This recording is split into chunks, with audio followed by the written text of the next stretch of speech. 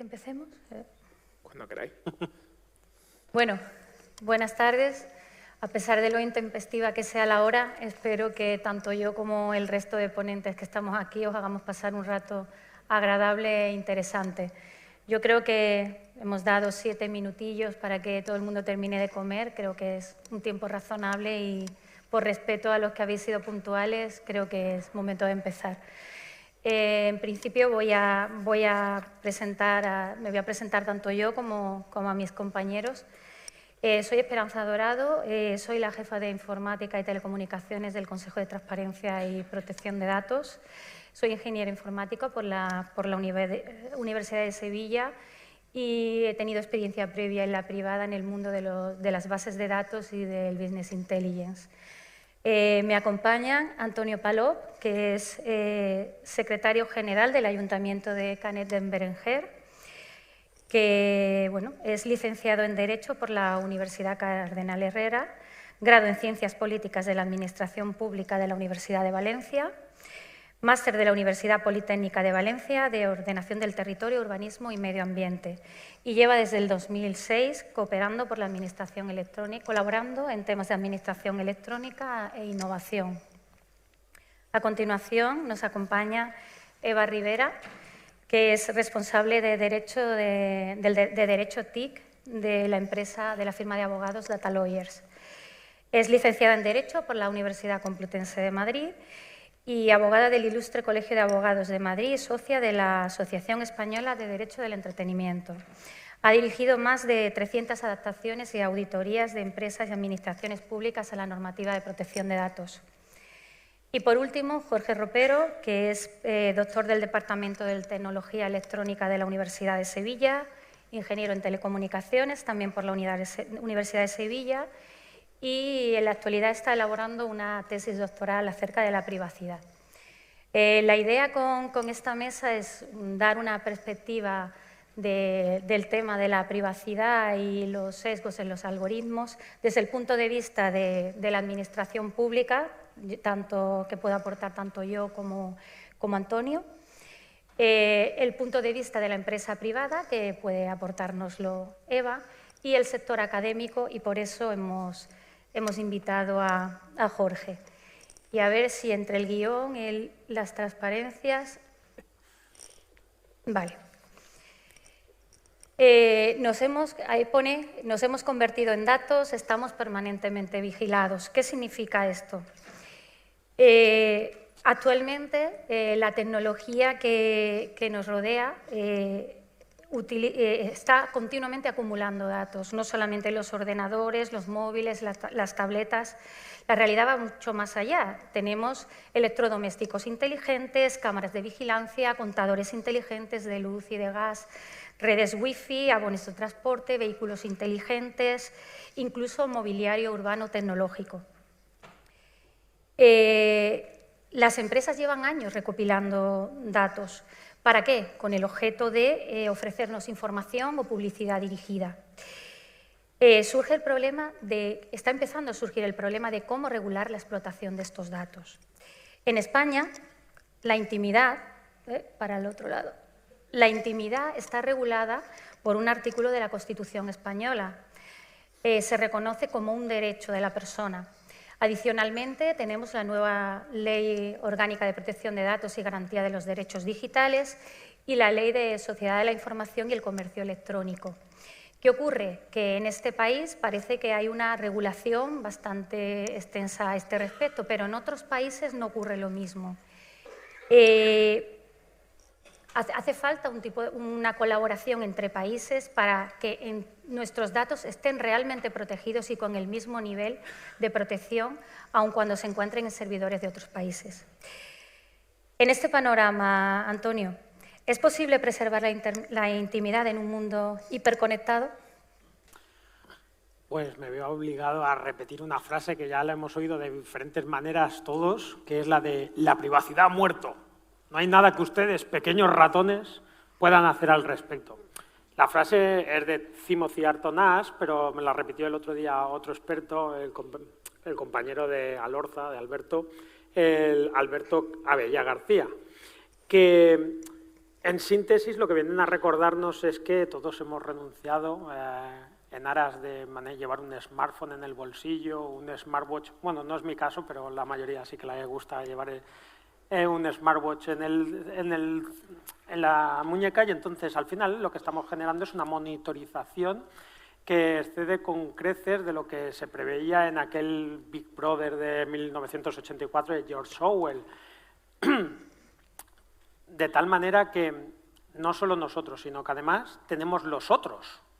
Dices, amigos, conocidos y otros, simplemente, han tenido la bondad de hacernos fotos, captarnos y luego etiquetarnos y publicarnos en muchas de las mayorías de los casos. Este es un acto público, por tanto, ustedes pueden tomarme fotos si estiman oportuno, pero lo que vengo a decir es que nos toman, está usted en un pub y salimos de fondo, el no sé qué, y terminan saliendo nuestros datos publicados sistemáticamente y sin necesidad de esos otros, nosotros mismos nos hemos acostumbrado a vender nuestra privacidad a cambio de ¿qué? De unos servicios. Entonces, al final tenemos una prestadora de esos servicios de nuestro cosmos tecnológico personal que tienen una variedad increíble de datos nuestros. Llegamos al punto de que esos servicios, que son tan increíbles, digamos increíbles porque eran ciencia ficción no hace tantos años, recuerdo las películas de James Bond, se movía el coche con el teléfono, era Pierce Brosnan. El Serie 7 ya lo hace con el mando, pero lo mueve. Esos servicios nos han sido dados gratis y todos hemos dicho sí. Bueno, pues efectivamente había un precio. Nuestro precio era el alma, como se suele decir, o en este caso los datos. Entonces nos hemos acostumbrado a ese modelo que Bruce Schneider nos lo sintetiza con esta frase tan cruel como: la vigilancia es el modelo de negocio de Internet. Nosotros construimos sistemas que espían a las personas a cambio de servicios. Las corporaciones lo llaman marketing. Bueno, cantidad de polémicas adelante, solo quiero citar a Cambridge Analytica, de que todos ustedes ya han oído hablar, nos llevan a que se hayan impulsado diferentes iniciativas. Ahora quiero destacar como introducción a luego una serie de cuestiones que vendrán después, la de que nos ofrezcan dinero por los datos, porque es que no nos han dado dinero.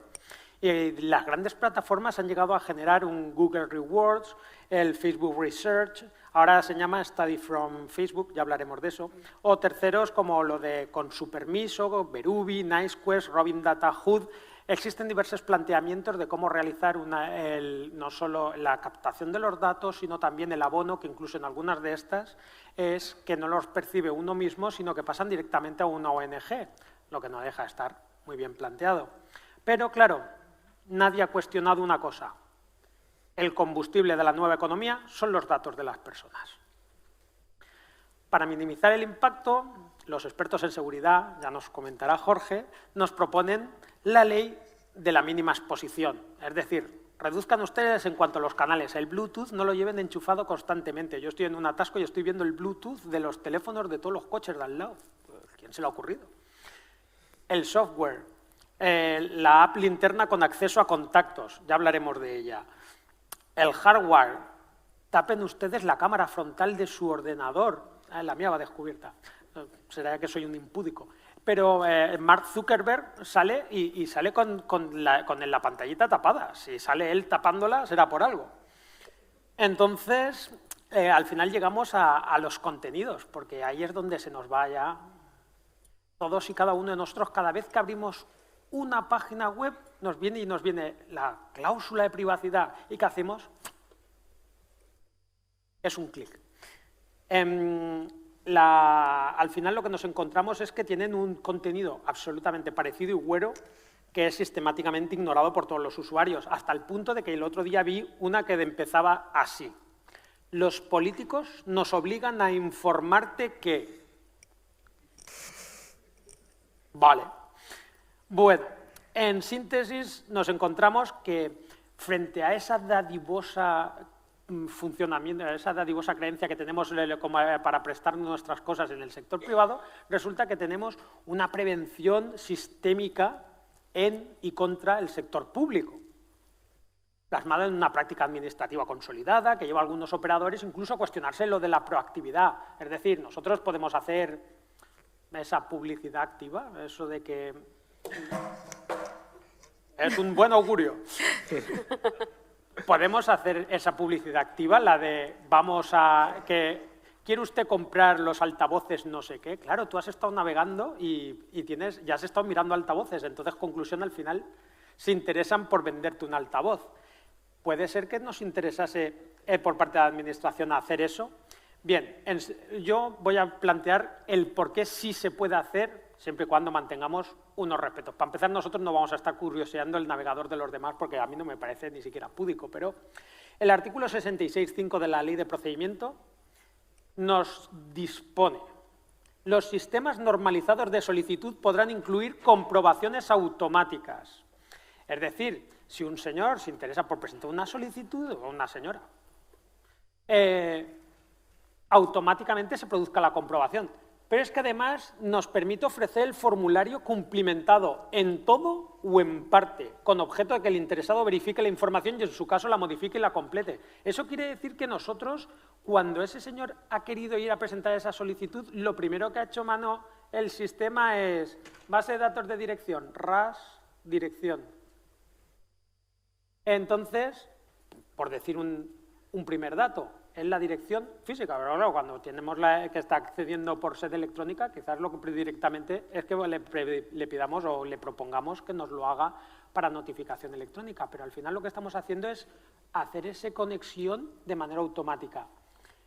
El artículo 13 de la ley, en su letra E, entre los derechos de las personas en sus relaciones con las administraciones públicas, para que vean ustedes que esto no se limita solo a cuando ya está para presentar una solicitud, nos dice: tienen derecho a ser tratados con respeto y deferencia por las autoridades y empleados públicos que habrán de facilitarles el ejercicio de sus derechos y el cumplimiento de sus obligaciones.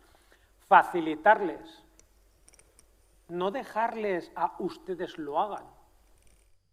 Ya, como hacíamos antes, ¿no?, en la famosa registro de entrada de usted complete la hoja y yo lo que le hago es y se lleva la copia. No, no, les facilitamos, les ayudamos. Y esto entronca con la Constitución.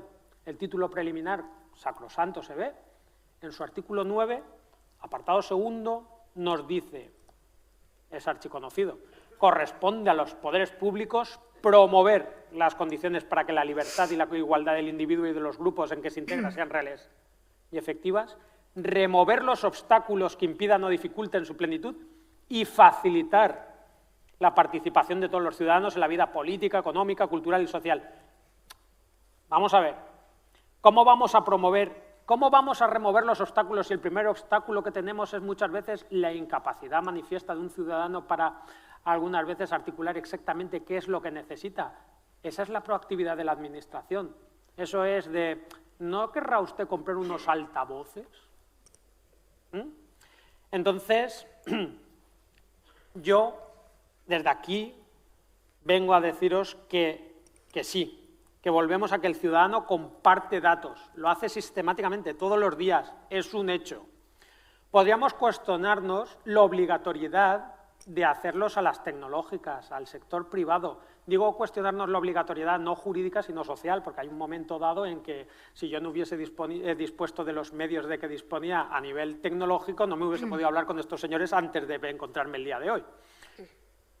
He asumido que me esté cotilleando todo Cristo. Pero es que resulta que el retorno que le está dando la Administración pública no ajusta a las expectativas que le ha generado el sector privado. Es ahí donde se produce una profunda decepción y contraste. Yo os voy a citar un ejemplo personal, voy a procurar ser rápido, porque el asunto da para un monólogo, pero de los de la Paramount. Primer hijo, uno está denso, especialmente denso. Lo tiene en el hospital, como todos lo tenemos, se ve últimamente, esto ya no se hace ni en casa ni en ningún otro lado. Pero resulta que tú te pasas allí 3 días encerrado. En el primer día te dan el certificado de nacimiento. Un papel, como en los 70, porque yo tengo uno igual, con la huellecica del niño, tal. Ale, esto para cuando vaya al registro civil. Perfecto. Bueno, Cuando uno sale al tercer día, según las Sagradas Escrituras, del hospital, ¿qué le dicen? A la primera semana usted irá al ambulatorio y tendrá cita con el pediatra. Sí, amo. Y entonces te vas y llegas a casa. Y el cuarto día, diligentemente, a primera hora, el padre, porque la madre está allí postrada con el niño en el Belén, entonces vas al ambulatorio y llegas y dices, tengo que coger hora para esto. Y te dicen, no tiene tarjeta de sanitaria. Y dices, ¿y qué tengo que hacer para que el niño tenga tarjeta sanitaria? Tiene que estar empadronado. Tiene que traerme un certificado de empadronamiento. Y yo, vale. Y yo, claro, me voy corriendo al ayuntamiento. Soy secretario de ayuntamiento, pero claro, estoy en mi cuarto día de paternidad, ofuscado, no, lo siguiente. No he dormido en 3 días. Y me voy al ayuntamiento y digo, que vengo a inscribir al niño. Dice, no, primero tienes que escribirlo en el registro civil. Sube a las compañeras del juzgado de paz. Llegas arriba y te dicen, no, lo siento, ha salido hace media hora a hacer notificación la compañera que lleva nacimientos. Vuelve usted mañana. Ostras, un clásico. Vale, clac, hácese el 5.º día y ahí está otra vez el diligente padre otra vez, pero ya que hemos cambiado el sentido. Llega el primero juzgado de paz, la experta en nacimientos. Señora, vengo a hacer esto. Muy bien. ¿El certificado? El certificado. ¿El libro de familia? ¿Libro de familia? No, es que soy familia ahora. Dice, no, usted cuando se casó le dieron un libro de familia. Digo, no, yo no me he casado. Antonio, entonces, en un mundo hiperconectado parece que la administración no lo está, ¿no? Parece un poco que... Bueno, una cuestión por centrar un poco el tema. Se nos informa en los programas que utilizamos, tanto de redes sociales como las app que instalamos en el móvil, nos viene un montón de cláusulas de privacidad que, bueno, casi no nos leemos ninguno, por, como bien has dicho, ese servicio gratuito, esa comodidad a la hora de acceder a algo que necesitamos. ¿Realmente tienen sentido las cláusulas de privacidad si llevan años recogiendo datos nuestros y doy casi por hecho que tienen un perfil súper completo de cada ciudadano? ¿Tiene sentido que haya cláusulas de privacidad? La primera respuesta que debo decir es no, al menos del modo en como se han concebido el día de hoy. En estos momentos, como comentaba antes, son un clic para poder leer a pantalla completa en las páginas web o para poder descargar esa app que en ciertos casos ni siquiera pretendes tú tener, sino que te sientes obligado, bien porque tus hijos te han pedido están dando guerra en el restaurante y los quieres noquear, o porque tu compañía aérea te dice que o se imprime la tarjeta de embarque o se pone en la app y entonces justifica esto. No quiero decir las compañías, pero ahí va. Hay quien afirma que pasaríamos 2 semanas en cada año leyéndolas si lo hiciésemos. Hay cálculos más exagerados, pero no, lo importante es que debemos de llegar a un lenguaje sintético claro y llano, así como a una modularidad del servicio a prestar con los consentimientos que se realizan directamente relacionados, de tal manera que permitiría apreciar de un modo más intuitivo su adecuación o clara desproporción. Antes os he citado lo de la app linterna con acceso a contactos.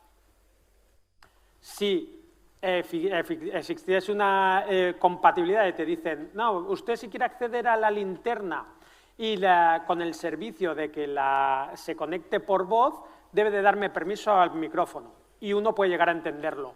Pero cuando le dicen, y para acceder al servicio premium, que es que la linterna hasta adivina cuando estamos a oscuras y se enciende sola, cosa que es chorra porque te lo mete en el bolsillo y se encendería sola, pero además de darme acceso al sensor de luz, también me va a dar acceso a los contactos. Y dices, ¿para qué? Sorprendentemente, esa cuestión, cuando te la ponen a uno en bloque, no se lo plantea. Quizás si lo hiciésemos de modo modular, quizás se entendiese. Bueno, las app nos solicitan datos, les damos datos gratuitamente solo por el hecho de usarlas. Las redes sociales nos abren un mundo de relaciones cibernéticas, también les damos paso. Hay un libro que me he leído recientemente que se llama Dataclismo, es de Christopher Rader, lo recomiendo, es bastante bonito. Y en ese libro nos cuenta que Facebook solamente con los me gusta que podéis dar en cualquier red social puede averiguar si la persona es gay o hetero, si es lesbiana o hetero, si es caucasiano o afroamericano, si es hombre o mujer, demócrata o republicano, si es consumidor de drogas, si es hijo de padres divorciados antes de que cumpliese los 21 años. Uno lee esas cosas y dice, ¿solo con los me gusta que pulso ya están sabiendo todo esto de mí? Jorge, a ver, ¿qué podemos hacer para maximizar nuestra privacidad a la hora de usar apps y a la hora de usar redes sociales? Bueno, buenas tardes, Esperanza. Buenas tardes, señores del público y señora. Lo primero, después del futuro un poco apocalíptico, ¿no?, que nos ha pintado Antonio, queda para mí defendernos o deciros un poco cómo nos podemos defender, ¿no? Y cómo maximizar nuestra privacidad. Yo hablaría de un decálogo, ¿no?, en el cual el primer punto debe ser... Dejémoslo en 8, que vamos cortitos de tiempo. Decálogo, si puede ser, en vez de decálogo lío. con 5 puntos. El primero, tener el menor número de aplicaciones posibles instaladas.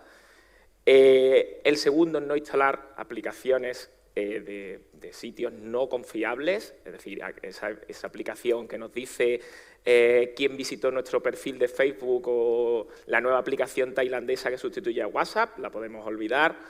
Dar el número menor de permisos posible, lo ha comentado antes Antonio, no necesitamos dar permiso al micrófono o a la cámara para poder acceder a una información simplemente, ¿no?, a una aplicación de información. Tiene el problema de que podemos no acceder a ciertas funcionalidades. Por ejemplo, antiguamente Google Maps funcionaba de forma que uno no podía conocer el estado del tráfico si no daba su localización. Eso ha cambiado ahora, pero ha existido, ¿no? También evitar publicar información sensible en redes sociales. Estamos pues hartos de ver por personajes ahora públicos que cuando no lo eran publicaron tweets o se hicieron fotos en actitudes comprometidas, ¿no? También debemos de evitarlo. Y por último, evitar utilizar o enviar información sensible también utilizando wifi públicas o utilizando Bluetooth. Básicamente, ¿cuál es el problema? Que tenemos una comodidad, tenemos una diversión y tenemos una socialización que nos dan las apps y que siempre juega en contra de la privacidad, ¿no? Entonces, ese compromiso es lo que tenemos un poco que encontrar. Yo estoy acordándome de mí misma cuando me descargo una app, deseando usarla y todo el tiempo permitir. Eso es otra cosa que se puede recomendar, ¿no? Leer bien lo que estáis permitiendo, porque la verdad es que cuando uno se prepara estos temas y te das cuenta de la cantidad de cosas que se pueden saber de nosotros y las repercusiones que a priori no sabemos que tienen, la verdad es que da que pensar. La normativa nos reconoce el derecho de acceso. ¿Podemos ejercitar el derecho de acceso en una red social como, por ejemplo, Facebook, para saber qué datos nuestros tiene? Bueno, efectivamente, como dices, el Reglamento General de Protección de Datos nos da derecho al acceso a la información que las aplicaciones, que los sitios tienen sobre nosotros. Y, bueno, pues lo primero que hice al saberlo fue irme a Facebook, por supuesto, que es una red social que utilizo con cierta mesura, 4 o 5 publicaciones semanales, algunos me gusta, unos cuantos amigos, bueno, más o menos bien, ¿no? No me fue fácil encontrar cómo pedir ese derecho, pero después de aproximadamente 1 hora navegando conseguí que me mandaran la información y me mandaron 109 megabytes de información acerca de mí mismo en 554 archivos, lo leo, de 154 carpetas. No está nada mal, en 8 años. ¿Qué información tenía Facebook sobre mí? Bueno, aparte de mi configuración, mis fotos, mis publicaciones, qué había dicho, mis me gustas, mis amigos, mis grupos, mis likes, vamos bajando, ¿no? Y al final el problema, o lo peor que pude encontrar fue, bueno, pues 2 tipos de perfiles. Uno era a quién le habían vendido mis datos, que Facebook te lo dice al menos. Encontré 20 empresas, algunas más lógicas, otras menos lógicas, pero 20 empresas a las que Facebook había vendido mis datos y además me lo dice, ¿no? Y luego la creación de un perfil, según Facebook, por mis me gustas, mis participaciones, etcétera, tenía alrededor de 200 intereses diferentes, algunos lógicos, pues que la Universidad de Sevilla esté dentro de mis intereses, es normal, que el Real Betis esté dentro de mis intereses también es normal. Bueno, eso es cuestionable. Pero había algunos intereses que eran totalmente raros. Había directores de cine que no conocía y no había visto ninguna película. Los he tenido que buscar después. Bueno, supongo que me gustarán, ¿no? Pero bueno, nos da al final una serie de aspectos que tenemos, ante los que tenemos, no sé si asustarnos o no, pero son el perfil, la cesión de datos, a quién se los damos, el hecho de que nos metan en una clasificación y la posibilidad de que estemos entrando en una serie de algoritmos sesgados y que nos den una idea equivocada sobre nosotros mismos con los datos que hemos dado, ¿no? Una vez que has visto todo lo que Facebook tiene tuyo, no sé si tuviste la prudencia en su día cuando lo instalaste de leerte la cláusula de privacidad. Con todo lo que has visto de ti que tiene Facebook, suponiendo que te la leyeras, ¿realmente crees que estamos bien informados acerca de lo que realmente están capturando de nosotros? Es muy difícil porque además pertenecemos, yo creo que la mayoría de los que estamos aquí, a una generación en la cual esto ha venido un poco sobrevenido, ¿no? Ahora damos unos datos que antes, bueno, pues posiblemente conocía tu vecino de al lado o la gente del barrio, o bueno, si te eres un personaje un poco público, pues algunos detalles, ¿no? Ahora mismo no, ahora mismo nuestra vida está en redes sociales, está bueno, pues en otros puntos. Básicamente, ¿nos informan bien las cláusulas de privacidad? Pues en general no. De hecho, bueno, has hablado antes de que codirijo una tesis sobre este tema, en la que evaluamos la calidad de la política de privacidad de las apps con respecto al Reglamento General de Protección de Datos. Lo primero que dijimos es ¿en qué lo hacemos? ¿Qué puede ser suficientemente privado o que nos parezca a todos privado? La salud. Entonces, decidimos evaluar aplicaciones sobre cáncer. Y lo primero que nos encontramos era que 9 de las 31 aplicaciones evaluadas ni siquiera tenían política de privacidad, para empezar. Y luego, según nuestra escala, que evaluamos entre 0 y 100, más de la mitad estaban suspensas. Suspensas no es que no lo cumplían, sino que lo cumplían mucho peor. No cumplían prácticamente ninguno de los aspectos que cubre o que pide el Reglamento General de Protección de Datos. Otro problema es la legibilidad. Y el otro problema, ya lo hemos comentado, él decía 2 semanas, yo he leído artículos en los que dicen que podemos estar 76 días leyendo políticas de privacidad. Al final nos tenemos que fiar de la app, o sea, la aplicación tiene que ser confiable más que otra cosa. No obstante, también una consecuencia o algo que encontramos en nuestros estudios es que una buena política de privacidad suele ser una buena señal porque al menos el controlador de los datos está preocupado, ¿no?, por nuestra privacidad.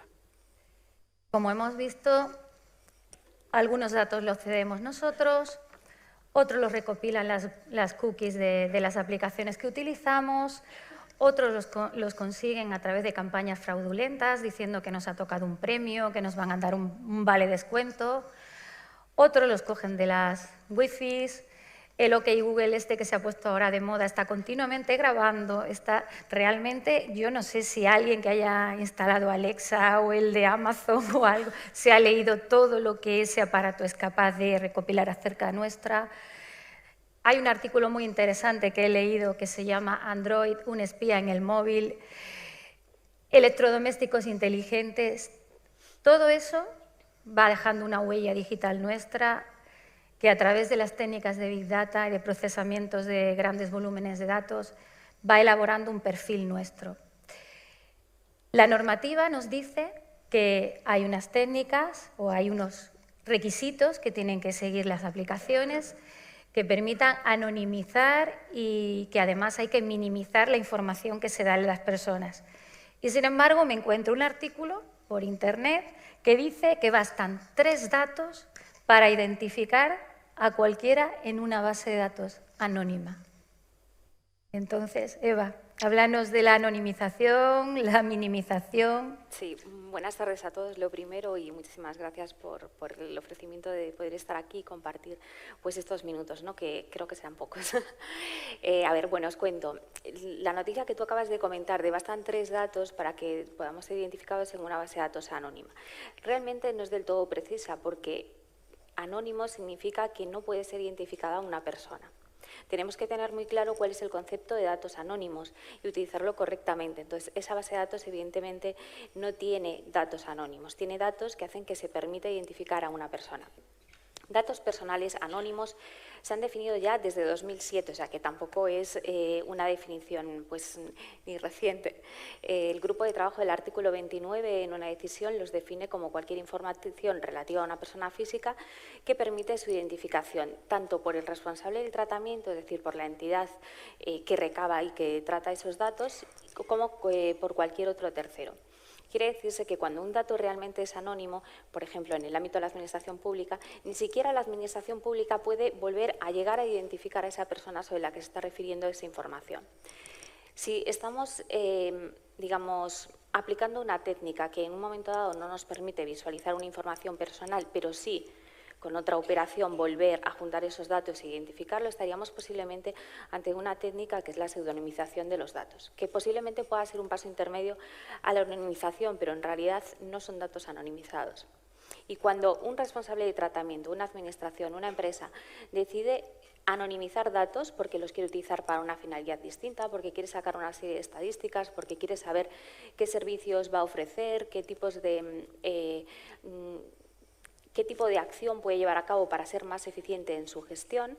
Entonces, en ese caso, que va a utilizar datos anonimizados, no simplemente lo hace, aplica una técnica y ya está, sino que documenta su proceso, expresamente recoge cuáles son las medidas tecnológicas que está aplicando para anonimizar esos datos y, además, esa política, ese proceso tiene que ser revisado de una manera continua, porque posiblemente en un determinado momento con esos datos anonimizados no sepamos quién es, no podemos llegar a la identidad de la persona, pero si vamos agregando más datos en el futuro es posible que sí lleguemos a saber quién es. Entonces, todos esos procesos de anonimización tienen que ser documentados y, por supuesto, revisados y auditados, ¿no? Para garantizar realmente que no se puede identificar a una persona. Y ejemplos hay pues, muchísimos, no sé si...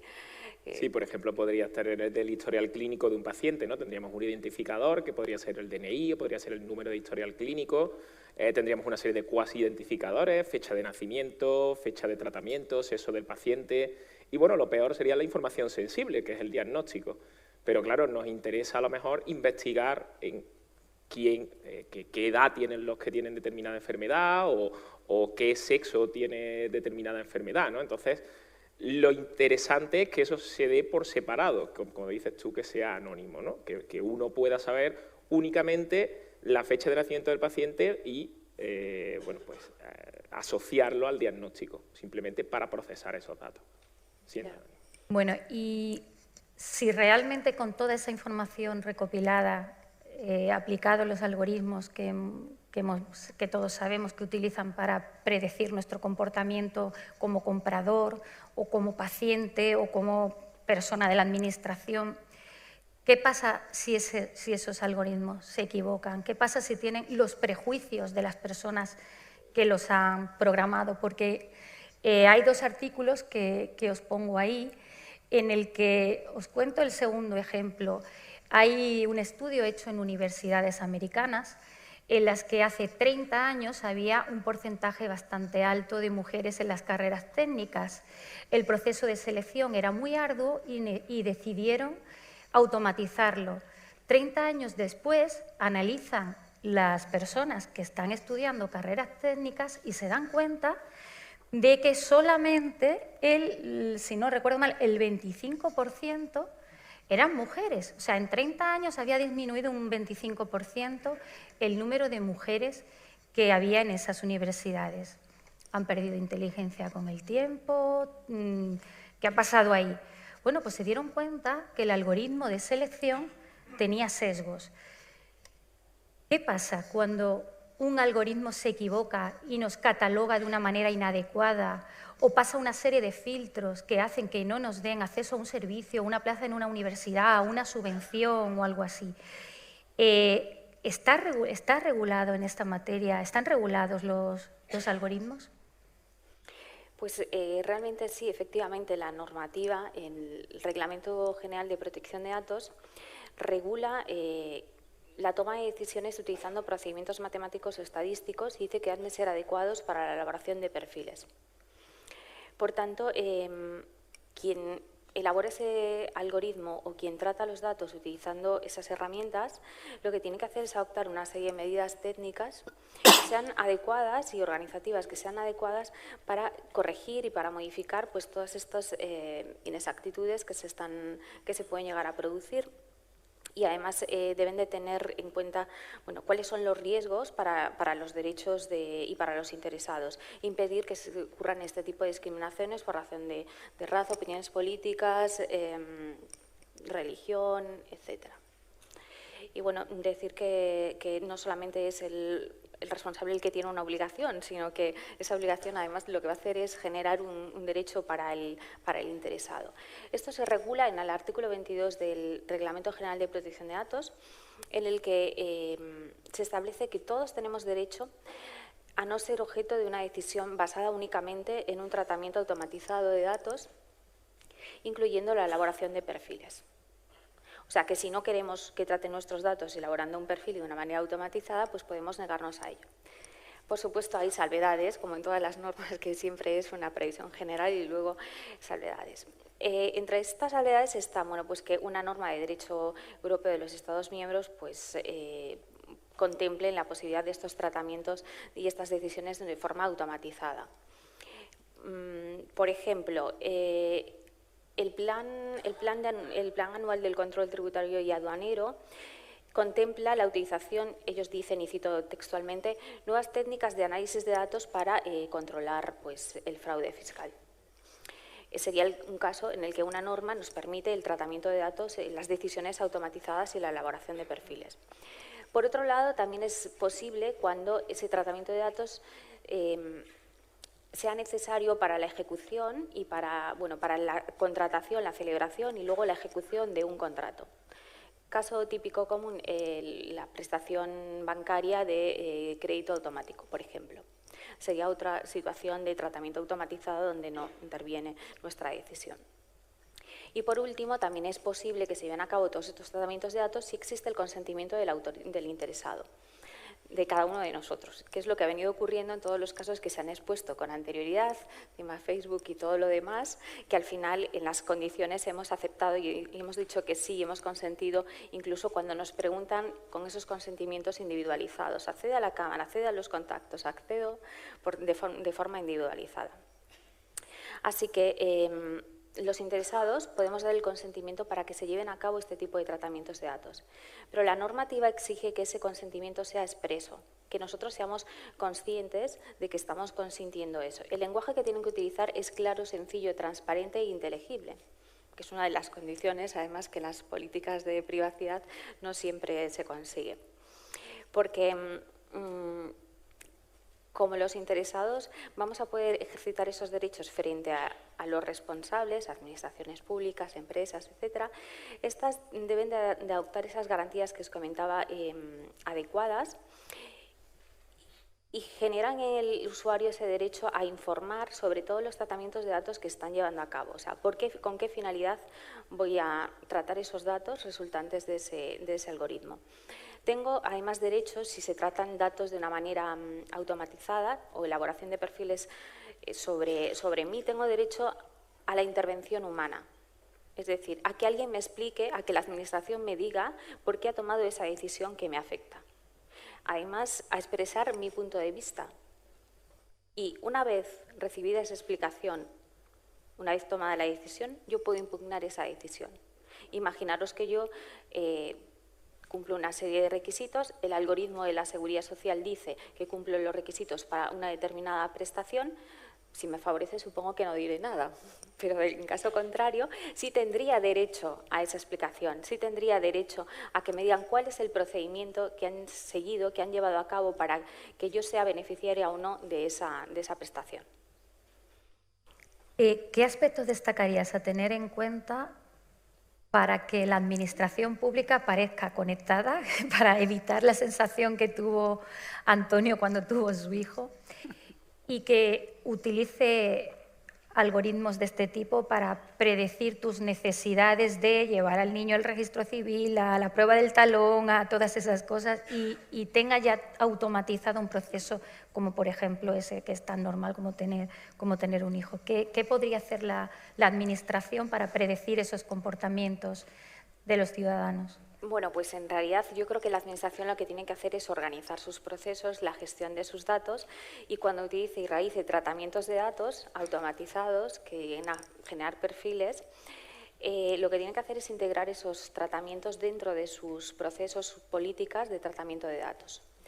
Si se está generando una actividad nueva en la que se tomen este tipo de decisiones, esas decisiones pueden ser un fin en sí mismo y que el tratamiento sea ese tratamiento automatizado sin más, puede ser un tratamiento en el que parte de ese tratamiento se realiza a través de esos algoritmos, en cuyo caso pues, o lo integramos dentro de una de las actividades de tratamiento que ya tenemos en el registro o vamos a necesitar generar una actividad de tratamiento nueva. Esas actividades de tratamiento pues, se gestionan pues, porque se cumplen o se llevan a cabo pues, de acuerdo a una serie de finalidades. Estas finalidades tienen que estar definidas con carácter previo. Entramos en el principio de protección de datos desde el diseño por defecto. Vamos a diseñar los tratamientos de datos que queremos llevar a cabo, vamos a aplicar las medidas por defecto y, sobre todo, en este panorama de tratamiento de datos, de cómo va a fluir la información, qué vamos a hacer con ella, para qué la vamos a utilizar, quiénes van a intervenir. En todo ese panorama necesitamos que quienes intervengan tengan conocimiento de las necesidades normativas y que eso se conjugue con la parte científica o técnica.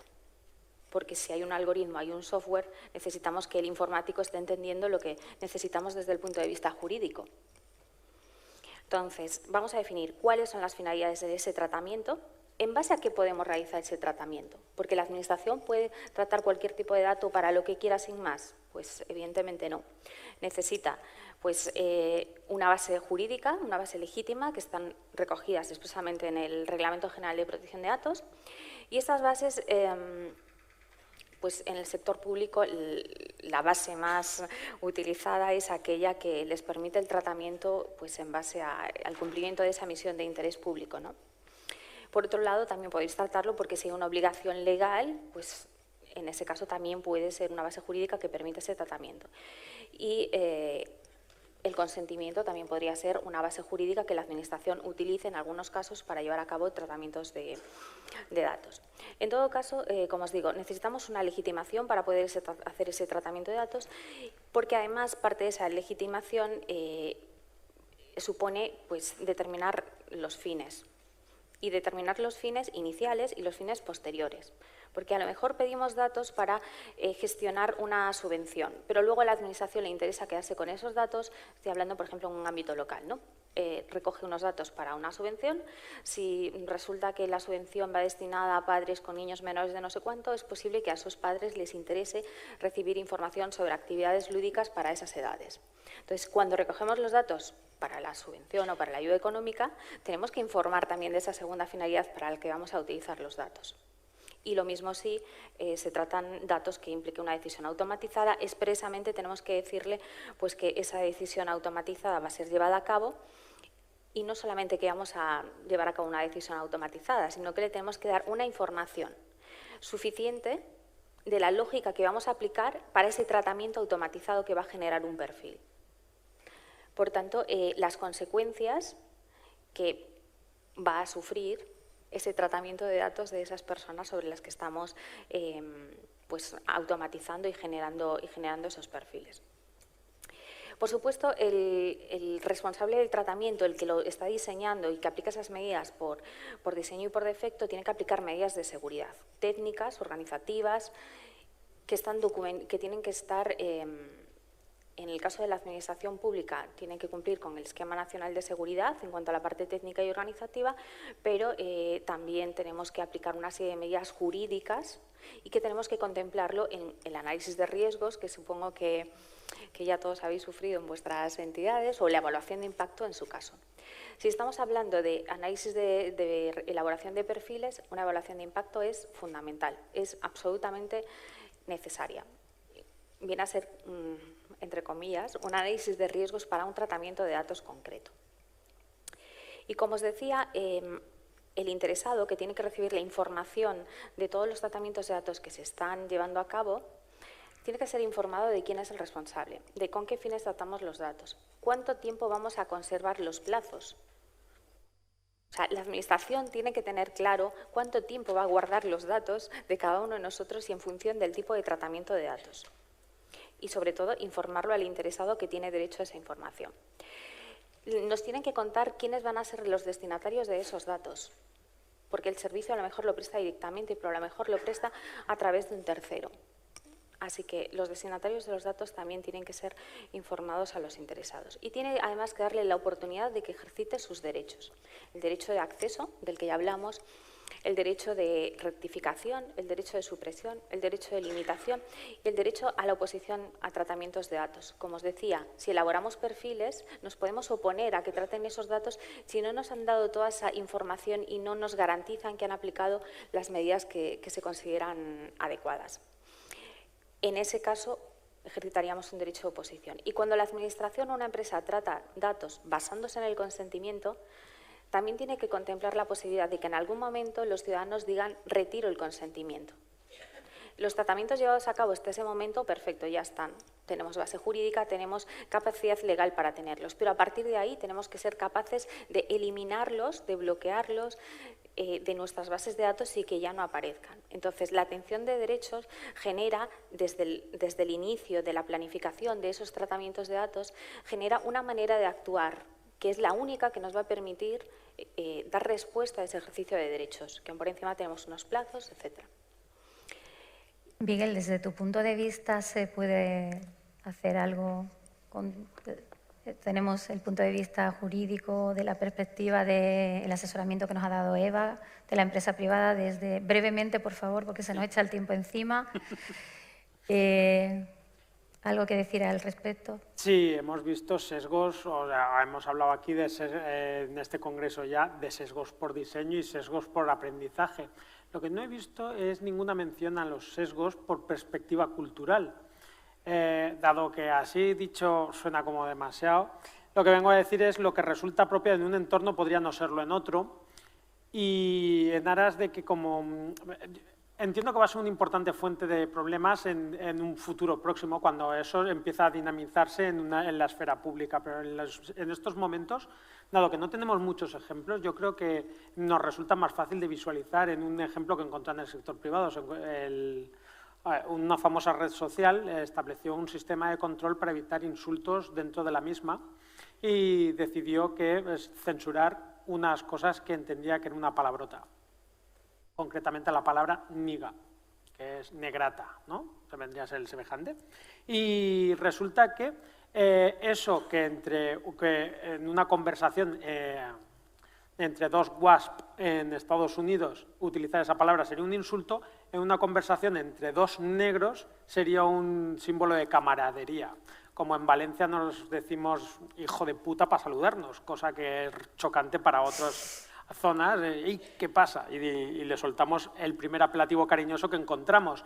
Esa situación llevaría a que el filtro aquel actuaba y censuraba las conversaciones, generando una discriminación, un sesgo, que en ese caso yo prefiero no decirle racial, sino étnico, con lo que en breve encontraremos problemas no solo en el sector privado, sino en el sector público. De todas maneras, vengo a señalar que Harari, en sus 21 lecciones para el siglo XXI, nos dice que los algoritmos podrán manipular nuestras emociones con asimétrica precisión, expresión difícil de entender, salvo que le hayas leído, y entonces lo que nos viene a decir es que los algoritmos hackean a las personas y nosotros intentamos hackearles a ellos, no nos funciona igual. Entonces, esa asimetría nos lleva a pensar en lo de la transparencia. Esa protección de datos es una primera barrera, pero la otra, y que me resulta a mí más atractiva o complementaria, sería la de la transparencia. Estamos en el sector público. La Paloma Llaneza, en Datanomics, que es otro libro que también recomiendo, nos habla que la transparencia algorítmica es tan importante que la deviene como clave para esa transparencia pública en un futuro próximo. Y en estos momentos la administración pública no está desarrollando su propia tecnología. Es decir, al recurrir al mercado, estamos recurriendo a productos que ya están creados y que tienen unos derechos de propiedad. Esto nos lleva a un caso reciente que Cibio, que es una plataforma de defensa de derechos de ciudadanía, nos ha planteado un contencioso administrativo contra la denegación por parte de la Administración General del Estado y luego del Consejo de Transparencia y Buen Gobierno contra el acceso al código fuente de un sistema automatizado de adjudicación del bono social eléctrico. Ya sabéis que la norma tiene una serie de características y eso lo han puesto en automático. Pues bueno, denegaron ese acceso porque dijeron que el algoritmo era propiedad intelectual. Cuando hicieron la contrata los del Estado, no se aseguraron de que lo que se produjese fuese propiedad de la Administración General del Estado. Entonces lo que hacen es utilizar un servicio, no han adquirido un producto. Y en ese caso, pues llevaremos a un pronunciamiento judicial que va a ser esencial para la defensa de esta transparencia. Tenemos algoritmos con sesgos, tenemos esa intención de que la administración pública pueda utilizar algoritmos para mejorar la automatización de los procesos, interrelacionarnos, facilitar la vida a la ciudadanía. Vamos a dar un paso más allá para ya asustarnos del todo. Algoritmos imperfectos y desde el 11M, con la excusa de la prevención del terrorismo, se empieza a hablar de espionaje gubernamental. He buscado un montón de recortes que he encontrado por ahí. Vigilancia periodista y sociedad civil en México, espionaje de Estados Unidos que desata la ira de Europa, Europa admite su indefensión ante el espionaje masivo de Estados Unidos emite alerta contra los drones chinos, software en smartphone con Android espía, Obama deja de espiarnos. A ver, ¿estamos seguros, Eva? A ver, realmente los grandes captadores de datos, Facebook, Google y demás, han declarado que ellos no ponen a disposición del gobierno sus bases de datos. Simplemente, en el caso de que una orden judicial o una ley les obligue, lo van a compartir. Eso es lo que han declarado. Pero estaríamos como yendo detrás de y si utilizan esto y le vamos a controlar y les vamos a inspeccionar, etcétera. A mí me gusta muchísimo más el enfoque de la Unión Europea, que es un enfoque que centra la inteligencia artificial en la persona, un enfoque ético, un enfoque de vamos a proteger a la persona, utilizar la inteligencia artificial como una fuente para mejorar la vida de la gente y vamos a, en base a una normativa, el Reglamento General de Protección de Datos, el primero, el segundo, Reglamento sobre Ciberseguridad y otras normas que se están elaborando, que todavía no disponemos de ellas, pero que es lo que está centrando, digamos, toda la política, que además la Unión Europea ha comunicado a través de pues, comunicaciones de la Comisión al Parlamento, etcétera. Su reto es centrar la inteligencia artificial en la persona, en ese comportamiento ético, en crear plataformas que nos den fiabilidad, la fiabilidad normativa, la fiabilidad de esa responsabilidad proactiva que quien trata los datos, quien los maneja, tiene que adoptar, aplicar esas medidas de seguridad, el respeto a los derechos. Si conseguimos que quien nos preste un servicio lo consideremos fiable, comentaba antes Jorge, pues a lo mejor no es necesario leernos esas ingentes hojas de políticas de privacidad, porque hay determinadas cosas que ya presuponemos, porque confiamos en ello. Y yo creo que debemos de caminar ahí, porque es evidente que la inteligencia artificial está y es necesaria.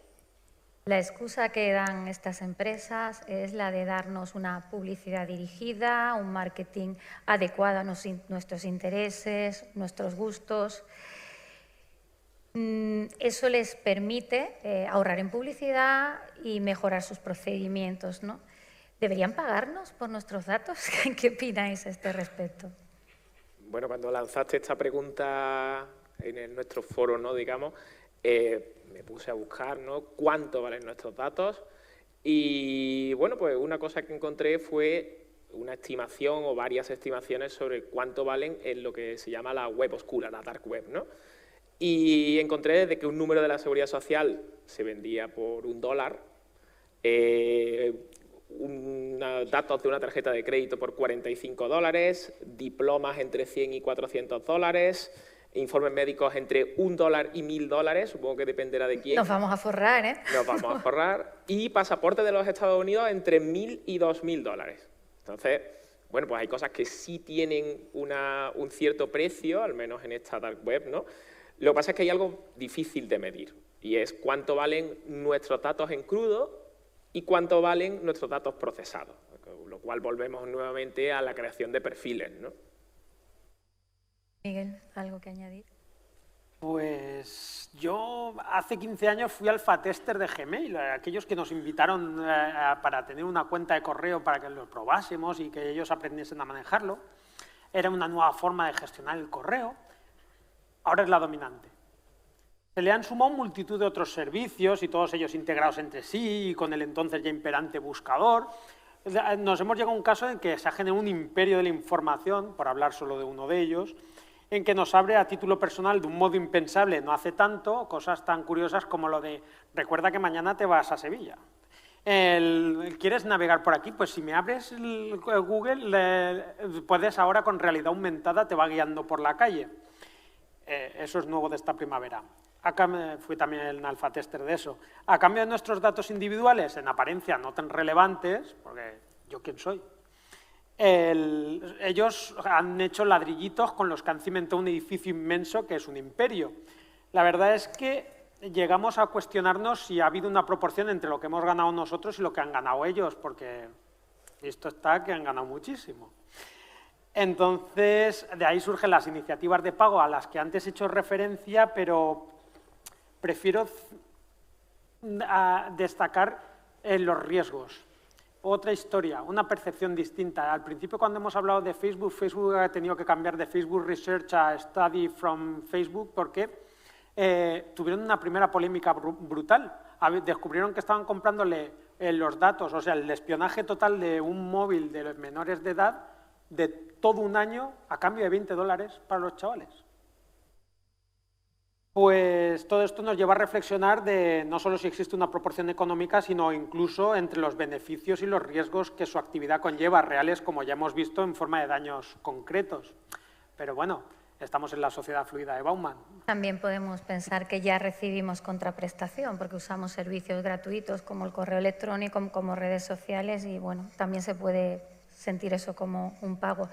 Yo, como anécdota, he hecho una invasión en su intimidad, porque antes de este foro los he buscado por internet para informarme un poco acerca de las personas con las que estaba hablando. Él se llama Antonio Palop, pero lo he encontrado en la web como Antonio Miguel Palop y ahora estoy todo el rato Antonio, Miguel, Antonio. Realmente es Antonio. Si me había escuchado Miguel, yo no debería saber que se llama Antonio Miguel, pero bueno, como internet es así, pues se ha colado ese dato.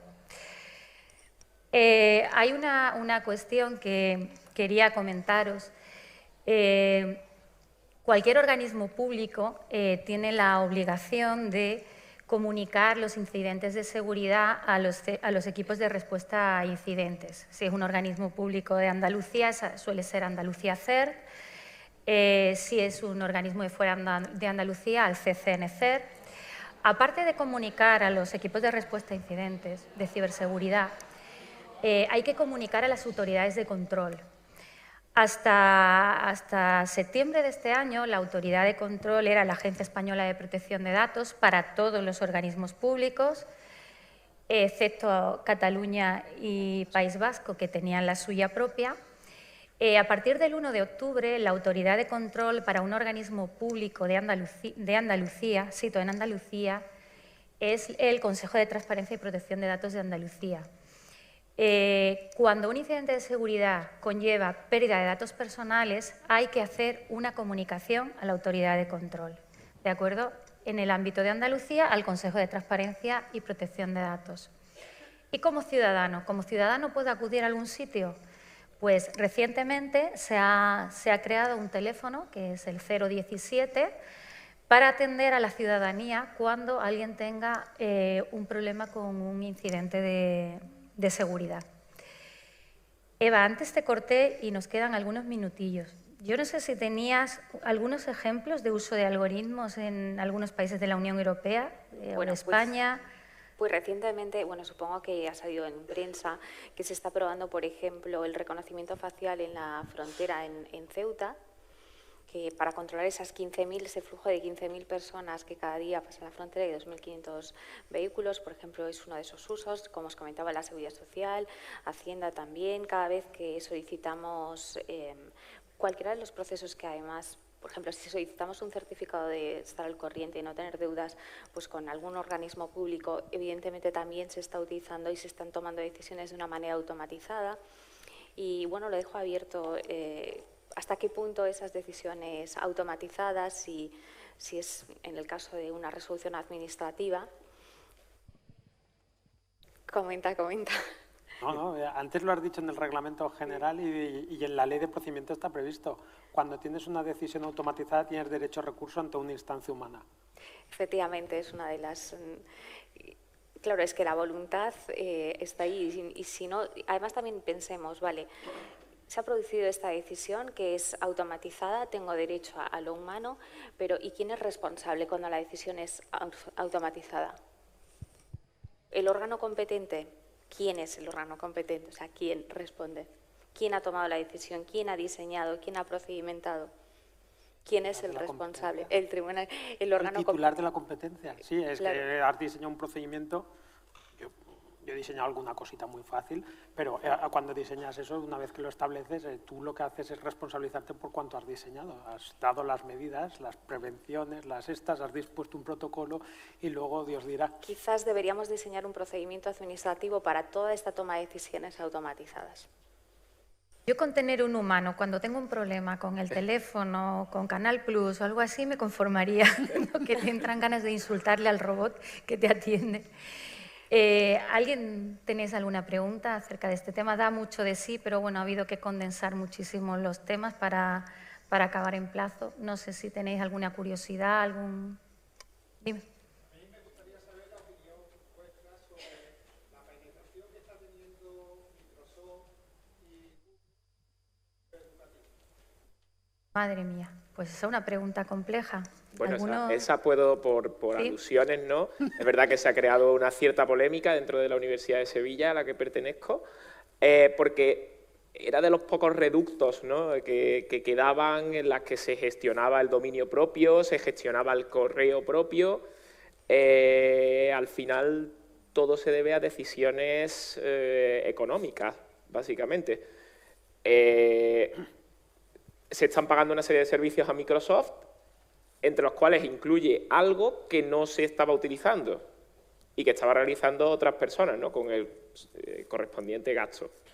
Hasta ahí estoy justificando la decisión de la universidad. Por otro lado, evidentemente, si uno gestiona sus datos son suyos.